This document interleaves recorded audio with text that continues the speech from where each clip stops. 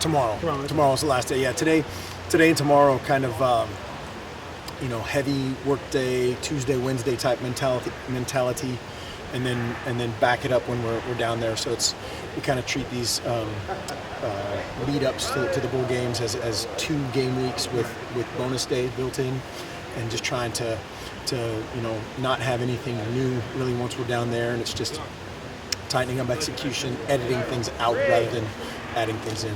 Yeah, on your to-do list of things to do before the bowl versus when you're in San Antonio, what's the breakdown of what you try to install here versus in San Antonio?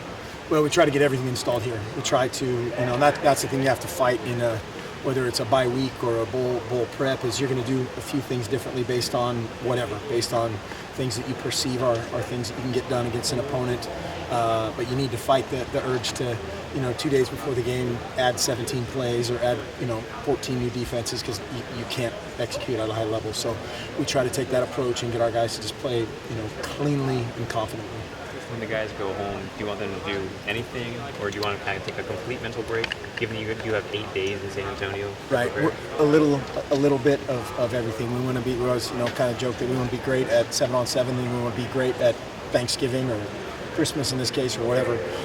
But yeah, we'll have a little mental stuff for them, very little physical stuff for them, and then we kind of jumpstart them with some of the things we do down there. What's some of the mental stuff you have them do, kind of stay sharp in that regard? Just to rehearse the game, play it mentally from whether, again, I'm a right guard on the punt team or a right guard on the offense, of just rehearsing the game plan, seeing things a little bit. We'll have some video stuff for them in each phase, but at the same time we want them to have some truly off time. They have to turn it off a little bit and enjoy family and friends. It's been a week after finals. Do you know of any guys who won't be able to make the trip, academically, otherwise? All reports I've had have been positive, so not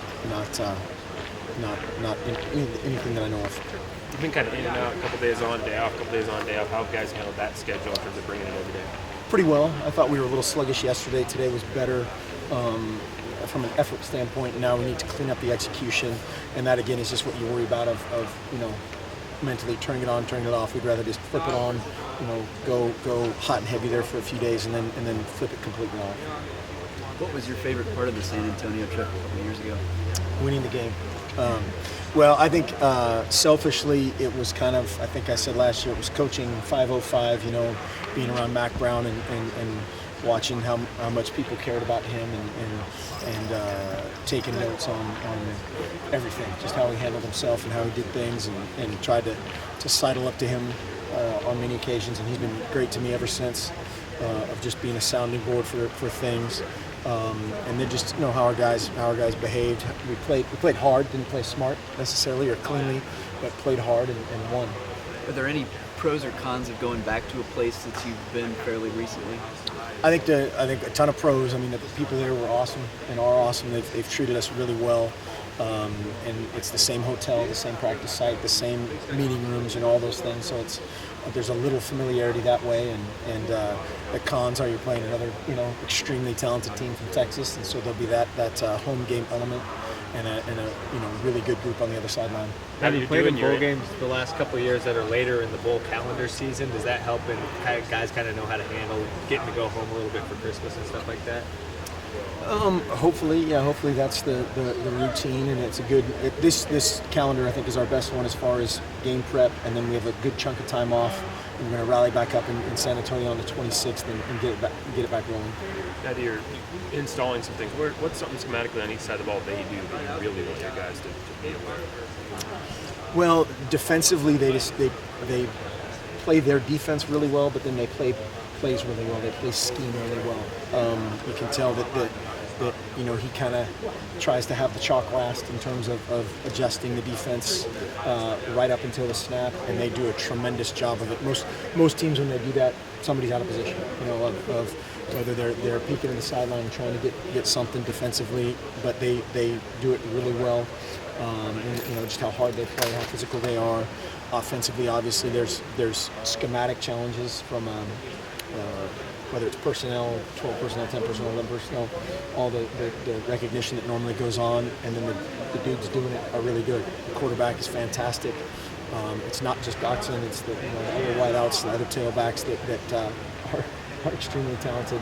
And special teams, they play really hard. They're similar to like an SC or some of these other teams in our conference that are a little bit simpler maybe from a schematic standpoint in special teams, but really good.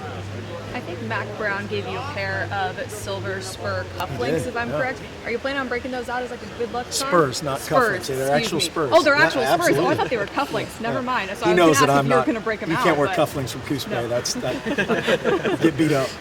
But no, yeah, I still have those. Some Spurs. That was big time. I was going to ask if you were going to wear them, but I thought they were cufflinks. So never mind. Could wear the Spurs. Well, yeah. You guys bring in another grad transfer quarterback. What do you say to the people that say Oregon can't develop quarterbacks? Well, speaking very generally, I think the events of the day, it doesn't really speak to development of anything. It just speaks to the importance of talent, certainly at that position. And yeah, it's funny that all the teams that have recruited, guys over the last years can't develop people. I think that's a little odd. And nobody said one thing about not being able to develop centers that, we brought in Matt Haggerty or Kyle Long or whoever.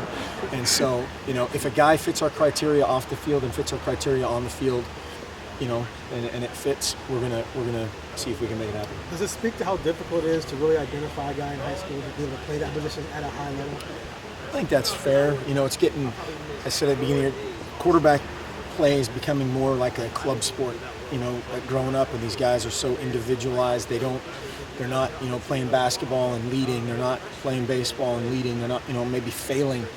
Failing is good for these guys at a young age. And then they're supposed to lead a program, and sometimes that's hard. And again, I'm not saying that about anyone in particular, but no, it's that's really important. Quarterback play is vital. Is the lack of history of failing leading to some guys? I Is the lost- lack of history of failing, as you speak of, is that leading to some guys when they do fail a little bit, but then look to leave? Like the Division I program Well, across the country have guys who are trying to bail. Right. There's certainly the easy path, or comparing depth charts and comparing this and comparing that. Sure. That's why we're going to continue to recruit the way we've recruited. We're very honest with guys about competing forever. And let alone on the front end of guaranteeing a guy a spot, or that comes back to haunt you. Did you have any discussion with the basketball team about how they handle grad transfers? Because they've done quite a bit. I did right when Coach Altman first got here, and he made some great points that I had never thought about before. We hadn't been a huge junior college recruiting program, and he made some very, very valid points about, hey, if it's the right guy, that's it's their last chance, and most guys, when it's their last chance, they're going to toe the line, they're going to do things that much better, and again, if it's the right guy, it could work. Talking with Nate Costa earlier this week, he said that Morgan Mahalick's development this season has been good, not great. A lot of the reason for that because he worked out with the scout team, and I know you've said before that he didn't really capitalize on that redshirt year. So looking back at the younger quarterbacks, do you take that into consideration on maybe how to change the development of those younger quarterbacks? That's an odd question. Or developing change them. What? Do you think about do you try to make any changes to how you plan on developing your quarterbacks, your younger quarterbacks, so that they can be maybe the guy later in their career here at Oregon? Well, there's certain things you can do and certain things you can't do, and Travis Johnson is in a situation, he had a surgery, and you can't control that, right? You can't control that. But at the same time, if I'm that guy, I'm doing every single thing I can to develop mentally and get back in shape as quickly as possible. If I'm somebody else that is of sound physical state, then I'm doing every single thing possible. And some guys take advantage of that, some guys don't. Some guys at different rates. Some guys not at all, and never to the degree you want them to. But yeah, it's that whole development thing is just absolutely individually based. You talked to, One more? There's been talk this week a lot about guys kind of taking on added roles, Costa or Lubick kind of learning on the fly. So guys like Adam Moyer and Sean Young, those guys have kind of unusual backgrounds. You put a lot on from a coaching perspective. Does that speak to kind of what you always talk about here, where you trust the guys to kind of learn and kind of promote them within the culture? Absolutely. You know, those guys, they do a great job behind the scenes and a bunch of stuff that is, you know, kind of the dirty office work that you have to do. You used to have to do on a, you know, yellow pad for hours and hours and hours and hours. They can spit out in 2 seconds with a report or a spreadsheet or whatever it is, but there's still a lot of, you know, blue collar type of hours that go into that data, and so that's where we always talk about every person's role in this program is vital. Whether you're Dave Williford, you know, shooing me out of here, or you know, or Matt or Sean, and they do a great job. From those guys, I mean, they came from the equipment. What did you think they could take on a coaching role? Yeah, and they're working into the coaching part of it, but it's just of involvement, accountability, attention to detail, you know, work ethic, all those things that I think you can apply to a lot of professions or a lot of avenues, and they just work really hard and have a great attitude.